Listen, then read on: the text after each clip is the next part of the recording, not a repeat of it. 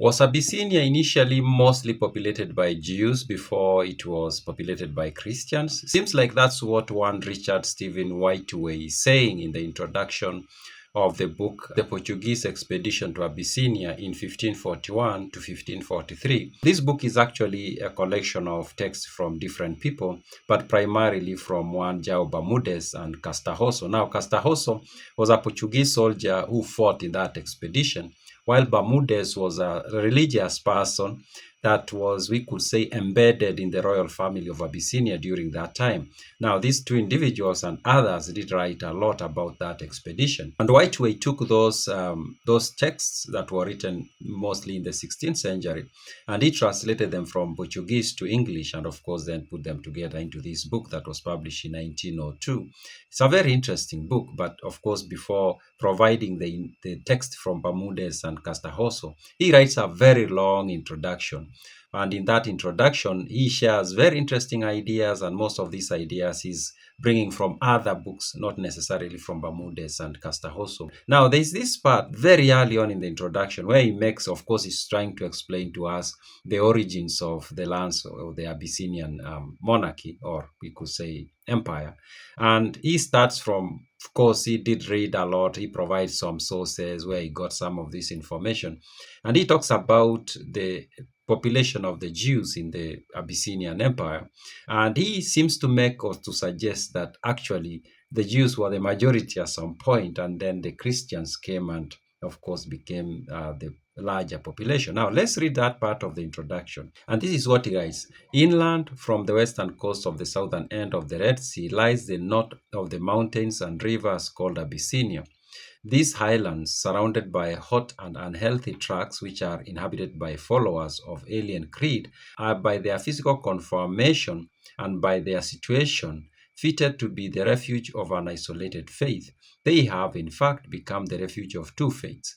The earlier is that of the Falashas or Jews. The latter, which has been so superimposed on the former, is a primitive and perhaps debased form of Christianity. Now, of course, this is early 20th century. Of course, there was a way of looking at societies that today clearly is not approved, or people will find a lot of problems with that. He makes the suggestion that that land of Abyssinia was home and a refuge of two faiths, and that was so isolated from the rest of the world of the same faith, that is, from the rest of Christianity, from the rest of Jewish faith.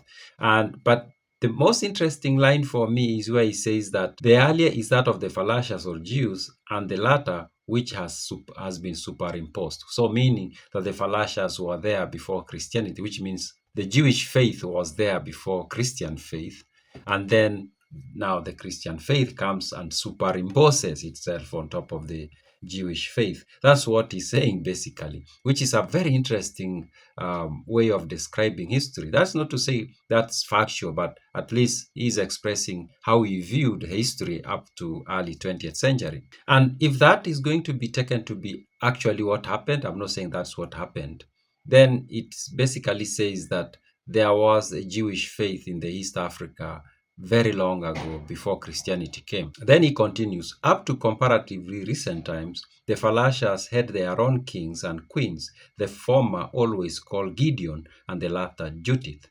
But although there have been sojournary struggles in that interval for nearly 1,000 years, Christianity has been the dominant religion, and the Jews have been branded as wizards and sorcerers. Of course, again, this is early 20th century. Of course, he says that before the Solomonic dynasty, and maybe it could be the Solomonic dynasty that was ruling in the 19th, 20th century, and of course for a very long time before that, he seems to suggest either that dynasty used to be of Jewish faith, then maybe they converted to Christianity, or they replaced an older dynasty that was mostly Jewish. And of course, that also ties in with the story of the Queen of Sheba, which is something I've talked about in the past. Of course, it is said that the Queen of Sheba came from that land. And the Queen of Sheba, many people will come to the conclusion that she probably had Jewish faith, and going to Jerusalem and meeting Solomon, maybe that's when she converted, or she was Jewish before even that. it has to tell. White Way is basically saying that they used to be the power there, but then they were replaced. And then, of course, there were these prejudices that emerged, looking at them in a certain way. Then he says, the Christians, however, both in their religious and social customs, bear signs of the influence of Judaism. So despite the Christians having this negative view of the Jewish community in the Horn of Africa, specifically in Abyssinia, they seemed to have been so much influenced by Judaism. Of course, I don't think many people will disagree that Christianity is very much influenced, or at the foundational level is some sort of Judaism that has, of course, other beliefs built on top of it. And then there are, of course, Jewish belief systems that are not part of Christianity. I think that's a well-known historical reality. So he says that was the case in Abyssinia during this time. Now, as I say, this is the introduction that is written by one White Way, and this is the individual who took the texts that were written by Bermudez and also by Castanhoso and translated them into English and then put them together into this book. Now, you can check my reading list in the pinned comment in the description box if you are watching on YouTube. And if you are watching on TikTok, you can check my profile bio. You'll find a link there.